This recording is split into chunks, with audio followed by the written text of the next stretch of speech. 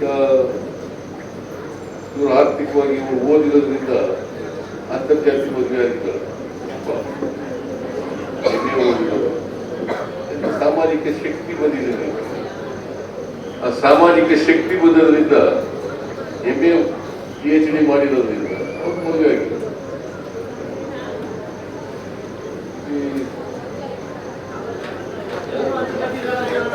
ಬಹಳ ಜನ ಮದುವೆ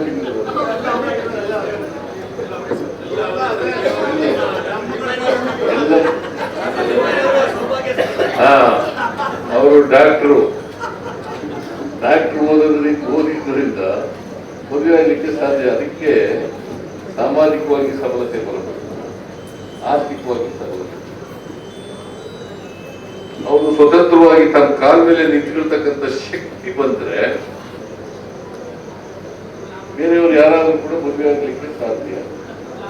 ಅದು ಹೆಣ್ಣಾಗ್ಲಿ ಗಂಡಾಗ್ಲಿ ಬೇರೆ ಜಾತಿಯವ್ರನ್ನ ಮದುವೆ ಮಾಡ್ಲಿಕ್ಕೆ ಸಾಧ್ಯ ಆಗ್ತದೆ. ಪ್ರೀತಿಸಿ ಮದುವೆ ಆಗೋದು ಬೇರೆ ವಿಚಾರ. ಇವರೆಲ್ಲ ಪ್ರೀತಿಸಿ ಮದುವೆ ಎಲ್ಲ ಪ್ರೀತಿಸಿ ಮದುವೆ ಆಗಿರೋದು. ಆರ್ಥಿಕವಾಗಿ ಸಾಮಾಜಿಕವಾಗಿ ಸಬಲತೆ ಇದ್ರೆ, ಆರ್ಥಿಕವಾಗಿ ಸಬಲತೆ ಇದ್ರೆ, ಸಾಮಾಜಿಕವಾಗಿ ಸಬಲತೆ ಇದ್ರೆ ಅದಕ್ಕೋಸ್ಕರನೇ ಬಾಬಾ ಸಾಹೇಬ್ ಅಂಬೇಡ್ಕರ್ ಅವರು ಬಹಳ ಸ್ಪಷ್ಟವಾಗಿ ಹೇಳಿದ್ದಾರೆ, ನಮಗೆ ರಾಜಕೀಯ ಸ್ವಾತಂತ್ರ್ಯ ಯಶಸ್ಸು ಗಳಿಸ್ಬೇಕಾದ್ರೆ ಯಾರು ಅಬಲರಿದ್ದಾರೆ, ಯಾರು ಜಾತಿನಲ್ಲಿ ತಳ ಸಮುದಾಯದವರಿದ್ದಾರೆ, ಅವರೆಲ್ಲರಿಗೂ ಕೂಡ ಆರ್ಥಿಕವಾಗಿ ಸಾಮಾಜಿಕವಾಗಿ ಶಕ್ತಿ ಬರಬೇಕು. ಆಗ ಮಾತ್ರ ರಾಜಕೀಯ ಸ್ವಾತಂತ್ರ್ಯಕ್ಕೆ ಯಶಸ್ಸು ಕಾಣಲಿಕ್ಕೆ ಸಾಧ್ಯ ಆಗ್ತದೆ ಅಂತಕ್ಕಂಥ. ಆಗ ಮಾತ್ರ ನಾವು ಸಮಾಜದ ಕಡೆಗೆ ಹೋಗ್ಲಿಕ್ಕೆ ಸಾಧ್ಯ. ಅದಕ್ಕೆ ನಮ್ಮ ಸರ್ಕಾರ ಮಹಿಳೆಯರಿಗೆ ವಿಶೇಷವಾಗಿ ಆರ್ಥಿಕವಾಗಿ ಸಾಮಾಜಿಕವಾಗಿ ಶಕ್ತಿ ಕೊಡ್ತಕ್ಕಂಥ ಆರ್ಥಿಕವಾಗಿ ಸಾಮಾಜಿಕವಾಗಿ ಶಕ್ತಿ ಇಲ್ಲದೆ ಹೋದ್ರೆ ಅಷ್ಟು ಸುಲಭವಾಗಿ ಜಾತಿ ಹೋಗಲ್ಲ. ಈಗ ನಾವು ಇವರೆಲ್ಲ ಪಾಪ ನಮ್ಮ ಸಮಾಜದಲ್ಲಿ 7 ಕೋಟಿ ಜನ ಇದ್ದಾರೆ ಕರ್ನಾಟಕದಲ್ಲಿ. ಆ 7 ಕೋಟಿ ಜನರಲ್ಲಿ ಎಷ್ಟು ಜನ ಜಾತಿ ಅಂತರ್ಜಾತಿ ಮದುವೆ ಆಗಿರೋದು? ಬಹಳ ಕಡಿಮೆ ಅಲ್ಲ. ಎಲ್ಲರೂ ಅಂತರ್ಜಾತಿ ಮದುವೆ ಆಗ್ತಿರ್ತಾರೆ.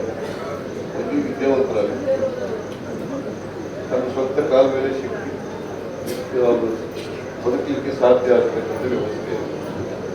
ಎಲ್ಲರೂ ಆರ್ಥಿಕವಾಗಿ ಸ್ವಾವಲಂಬಿ ಇದಾದಾಗ ಪುರುಷರಾಗಿ ಮಹಿಳೆಯರಾಗಿ ಅವ್ರಿಗೆ ಬದುಕಲಿಕ್ಕೆ ಸಾಧ್ಯ ಅಂತ ಮದುವೆ ಮಾಡ್ತಾರೆ. ಮನುಷ್ಯ ನಾವು ಬಸವಣ್ಣವ್ರ ಅದಕ್ಕೆ ಹಿಂದೆನೆ ಬಹಳ ಹಿಂದೆನೆ ಹೇಳಿದ್ರು, ಇವನಾರವ ನೆನೆಸದಿರಯ್ಯ, ಇವ ನಮ್ಮವ ನೆನೆಸಯ್ಯ.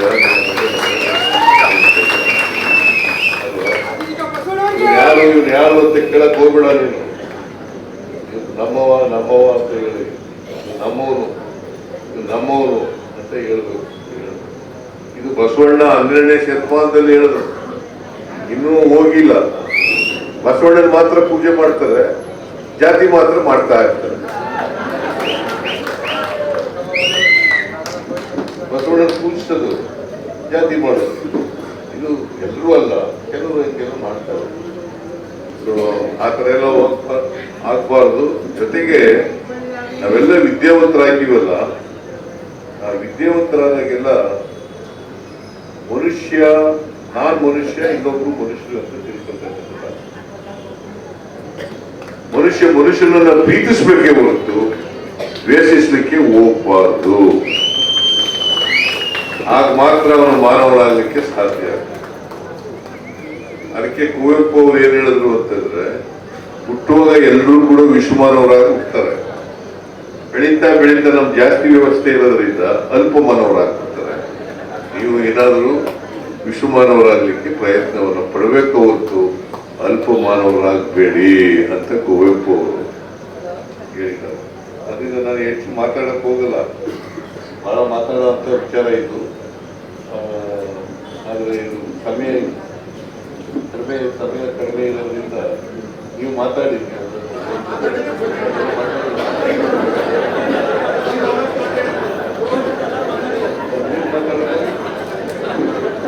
ಈಗ ಮಾತಾಡೋದಿಲ್ಲ ಮತ್ತೆ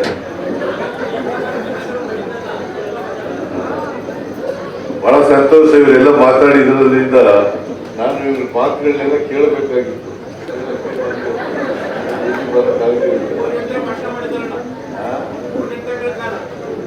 3 ಗಂಟೆಗಳ ಇವರು ಎಲ್ಲ ಹಿಂಗೆ ಕೂತಿದ್ರ. ನಿಮ್ಗೆಲ್ಲರಿಗೂ ಕೂಡ ಸಮಾಧಾನ ಮಾಡಬೇಕು ಅಂತೇಳಿ ಮನಸ್ಸಿನಲ್ಲಿ ಇದೆ. ಅದಕ್ಕೋಸ್ಕರ ನಿಮ್ಗೆ ಧನ್ಯವಾದಗಳು. ಇಷ್ಟನ್ನು ಹೇಳಿ ಎಲ್ಲ ಅಂತರ್ಜಾತಿ ವಿವಾದ ಆಗಿರ್ತಕ್ಕಂಥ ಎಲ್ಲರಿಗೂ ಕೂಡ ಧನ್ಯವಾದಗಳು. ಅಲ್ಲಿರ್ತಕ್ಕಂಥವರು